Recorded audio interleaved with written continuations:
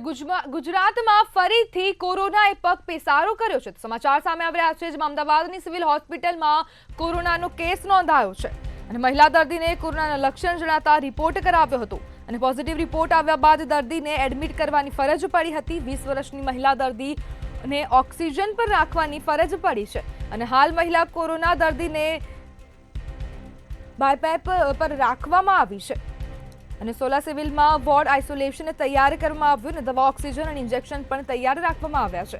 ત્યારે ગુજરાતમાં ફરીથી કોરોનાએ પગ પેસારો કર્યો છે. તો આ મહત્વના સમાચાર સામે આવી રહ્યા છે, જેમાં હાલ મહિલા કોરોના દર્દીને બાયપેપ પર રાખવામાં આવી છે. ત્યારે સોલા સિવિલ હોસ્પિટલમાં કોરોનાનો એક કેસ નોંધાયો છે. મહિલા દર્દીને કોરોનાના લક્ષણ જણાતા રિપોર્ટ કરાવ્યો હતો અને રિપોર્ટ પોઝિટિવ આવતા તેને એડમિટ કરવામાં આવી છે.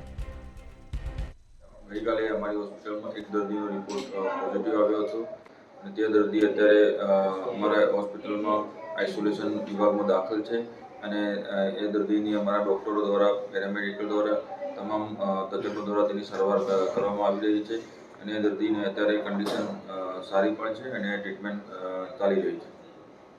સર, એને અત્યારે ઓક્સિજન આપવામાં આવી રહ્યું છે અને સાથે ઉંમર કેટલી હતી? જે દર્દી મહિલા દર્દી લગભગ 21 વર્ષની ઉંમર છે તેની અને તેને ગઈકાલે અમારા ડૉક્ટર દ્વારા કોરોનાનો રિપોર્ટ કરાવવામાં આવ્યો તો તે ICMRના રિપોર્ટમાં પોઝિટિવ આવ્યા પછી તે દર્દી અત્યારે હોસ્પિટલમાં દાખલ પણ છે અને તેની સારવાર ચાલી રહી છે. કયા કયા સિમ્ટમ્સ હતા દર્દીને? શ્વાસ ચડવો, તાવ આવો એવા સિમ્ટમ સાથે હોસ્પિટલમાં આવેલું હતું. તો હોસ્પિટલના ડૉક્ટરો તેમની શંકાસ્પદ કરી અને એનો રિપોર્ટ કરાવેલો છે અને રિપોર્ટ પોઝિટિવ આવ્યો હોવાથી તેને દાખલ કરેલું છે અને દર્દી ટ્રીટમેન્ટ સારવારમાં છે. સર, ઓક્સિજન આપવામાં આવી રહ્યું છે?